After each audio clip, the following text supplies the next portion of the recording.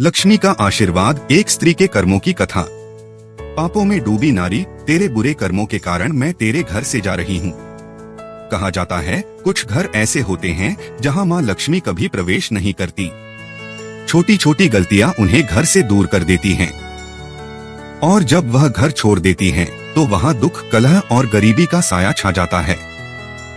आज की यह कथा बताती है कि एक स्त्री के कर्म कैसे तय करते हैं कि घर में सुख रहेगा या दरिद्रता। बहुत पुरानी बात है। एक छोटे से गांव में सेठ रामदयाल नाम का ईमानदार व्यापारी रहता था। उसका घर मिट्टी की दीवारों वाला, पर स्नेह से भरा था। सुबह सूरज उगते ही वह काम पर निकलता और शाम को लौटने पर उसकी पत्नी सुशीला बाई दरवाजे पर मुस्कान के साथ उसका स्वागत करती। सुशीला बाई संयमी और शांत स्वभाव की थी। माथे पर छोटी बिंदी, सिर पर साड़ी का पल्ला और चेहरा सादगी से चमकता। वह मानती थी कि घर की असली सुंदरता सोने चांदी से नहीं, सफाई और सच्चे मन से होती है। हर सुबह वह सूर्योदय से पहले उठती, आंगन बुहारती, तुलसी पर जल चढ़ाती, फिर रसोई में दिया जलाती। उसकी दिनचर्या थी सादगी में भक्ति और भक्ति में अनुशासन। गांव की औरतें अक्सर कहती, सेठानी के घर में तो माँ लक्ष्मी खुद रहती हैं। रामदयाल और सुशीला का एक बेटा था, अर्जुन, जो संस्कारी और मेहनती था।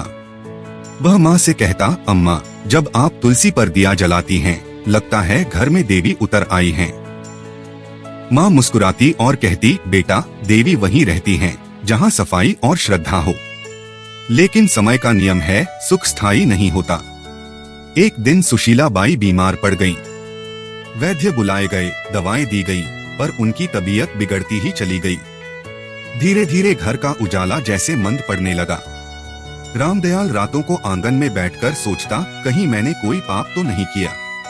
माँ लक्ष्मी, अगर मुझसे भूल हुई है तो क्षमा करना। पर जवाब में बस हवा की सरसराहट सुनाई देती।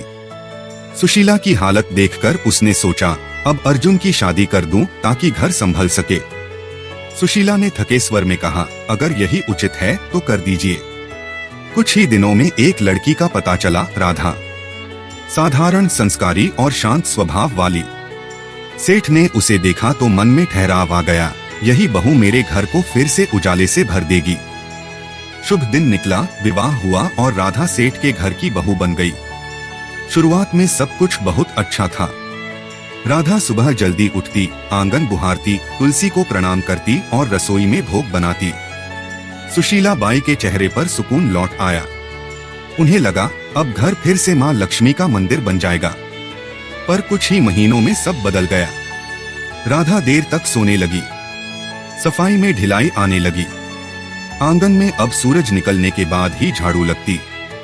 एक सुबह सुशीला ने कहा, बेटी उठ जा। सूरज आंगन तक आ गया। देर तक सोने से सुस्ती आती है, और जहाँ सुस्ती होती है वहाँ लक्ष्मी नहीं टिकती। राधा ने आंखें मलते हुए कहा, माँ जी, आज बहुत नींद आ रही थी, कल से ध्यान रखूंगी। पर कल कभी नहीं आया।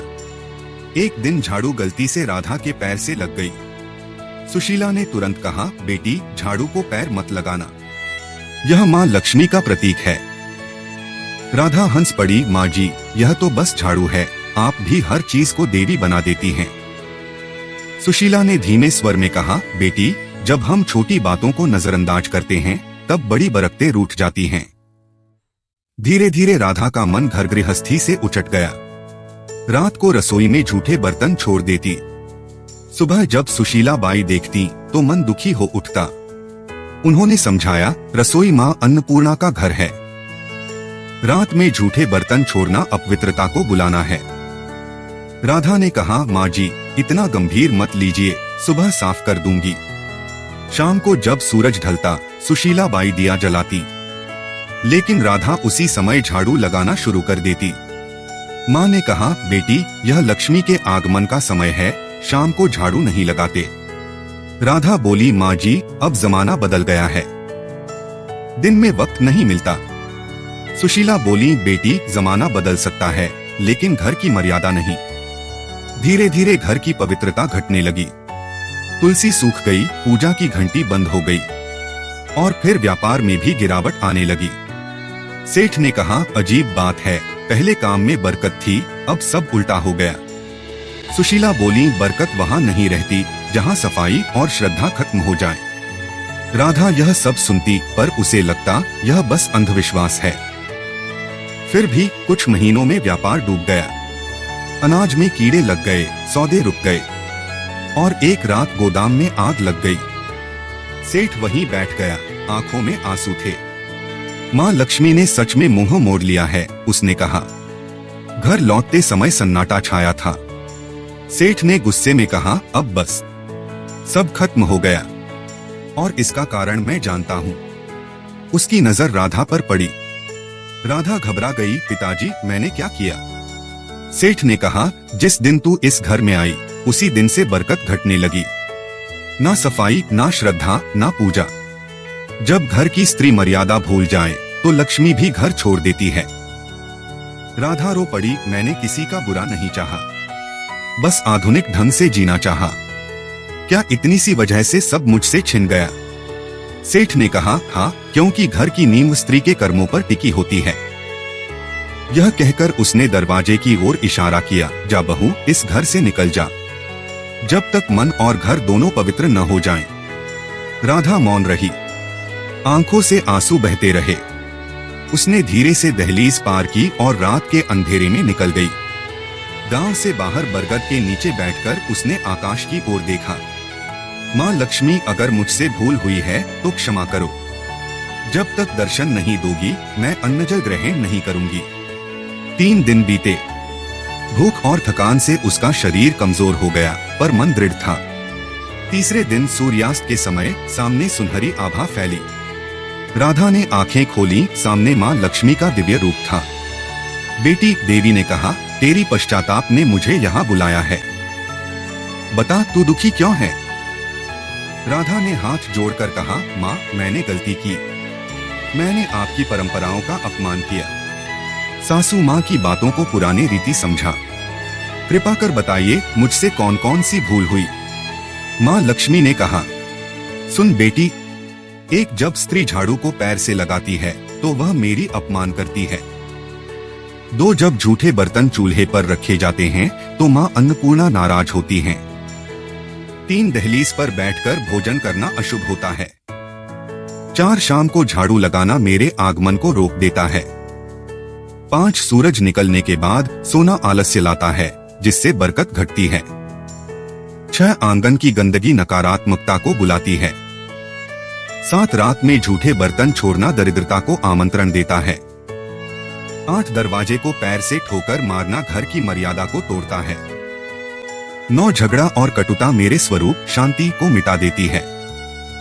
और जब स्त्री सफाई, पूजा और संयम को हल्के में लेती है तो वह खुद अपने सुख के द्वार बंद कर देती है।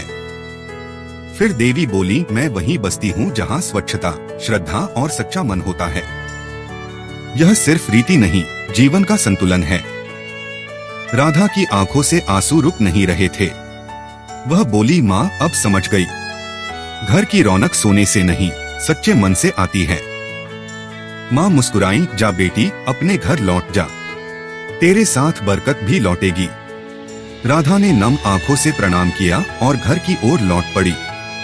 जैसे ही उसने दहलीज पार की, सुशीला बाई दौड़कर आई। राधा, तू लौट आई। राधा बोली, माँ जी, मैंने सब समझ लिया। माँ लक्ष्मी वहीं बसती हैं जहाँ सफाई, पूजा और श्रद्धा हो। उस दिन से घर में फिर उजाला लौट आया। व्यापार संभल गया, माहौल में शांति फैल गई। गांव वाले कहते, सेठ जी के घर में माँ लक्ष्मी फिर बस गईं।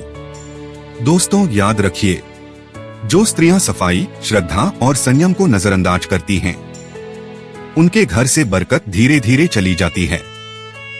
माँ लक्ष्मी वहीं रहती हैं जहाँ सफाई, सच्चाई और शांति हो।